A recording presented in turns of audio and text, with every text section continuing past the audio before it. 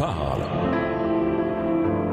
Chaque jour, Charles et Carole vous présentent la leçon de l'école du sabbat.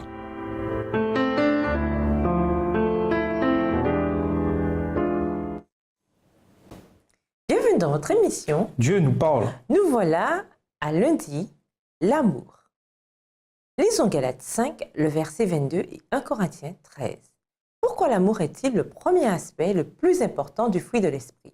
En quoi l'amour affecte-t-il les autres aspects de ce fruit? Galates 5, verset 22. Mais le fruit de l'esprit, c'est l'amour, la joie, la paix, la patience, la bonté, la bénignité, la fidélité, la douceur, la tempérance. 1 Corinthiens 13. Quand je parlerai les langues des hommes et des anges, si je n'ai pas la charité, je suis un airain qui résonne ou une cymbale qui retentit. Et quand j'aurai le don de prophétie, la science de tous les mystères et toute la connaissance, quand j'aurai même toute la foi jusqu'à transporter des montagnes, si je n'ai pas la charité, je ne suis rien.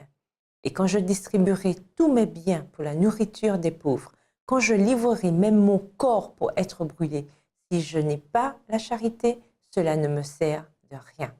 La charité est patiente, elle est pleine de bonté, la charité n'est point envieuse, la charité ne se vante point, elle ne s'enfle point d'orgueil, elle ne fait rien de malhonnête, elle ne cherche point son intérêt, elle ne s'irrite point, elle ne soupçonne point le mal. Verset 6. Elle ne se réjouit point de l'injustice, mais elle se réjouit de la vérité. Elle excuse tout, elle croit tout, elle espère tout, elle supporte tout. La charité ne périt jamais, les prophéties prendront fin, les langues cesseront, la connaissance disparaîtra. Car nous connaissons en partie et nous prophétisons en partie. Mais quand ce qui est parfait sera venu, ce qui est partiel disparaîtra. Verset 11. Lorsque j'étais enfant, je parlais comme un enfant, je pensais comme un enfant, je raisonnais comme un enfant. Lorsque je suis devenu homme, j'ai fait disparaître ce qui était de l'enfant. Aujourd'hui, nous voyons au moyen de miroirs, d'une manière obscure, mais alors nous verrons face à face. Aujourd'hui, je connais en partie, mais alors je connaîtrai comme j'ai été connu. Maintenant donc, ces trois choses demeurent, la foi, l'espérance, la charité. Mais la plus grande de ces choses, c'est la charité. L'amour est le premier dans la liste des différentes caractéristiques du fruit de l'esprit et dans son couronnement. Il imprègne tout le fruit.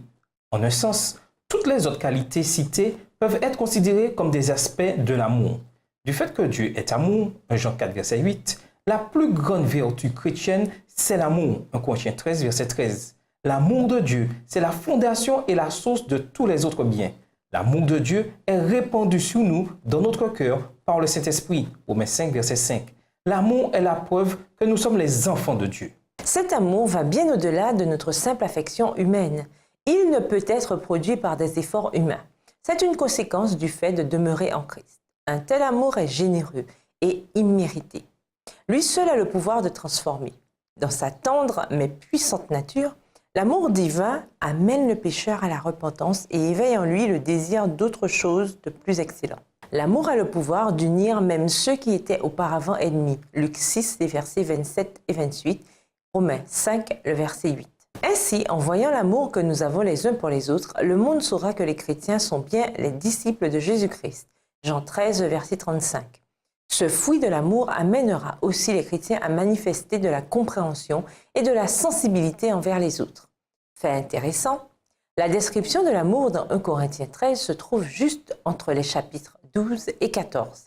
Ces deux chapitres parlent des dons de l'esprit. Mais le chapitre 13 parle de l'amour, le fruit de l'esprit. Même les dons supérieurs ne sont rien sans l'amour.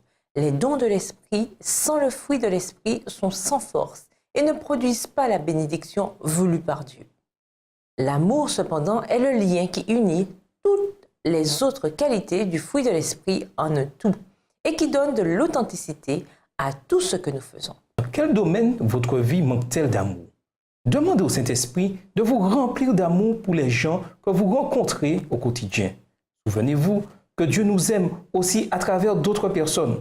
Comment manifester de l'amour aux autres? De quelle manière l'amour affecte-t-il ces autres qualités mentionnées dans le fruit de l'esprit? Et nous vous laissons avec la question du jour. Ceux qui savent que vous êtes chrétien, s'attendent-ils à ce que vous portiez du fruit? Pourquoi? Au revoir. Et à demain si Dieu veut. Dieu nous parle. Chaque jour, Charles et Carole vous présentent la leçon de l'école du sabbat.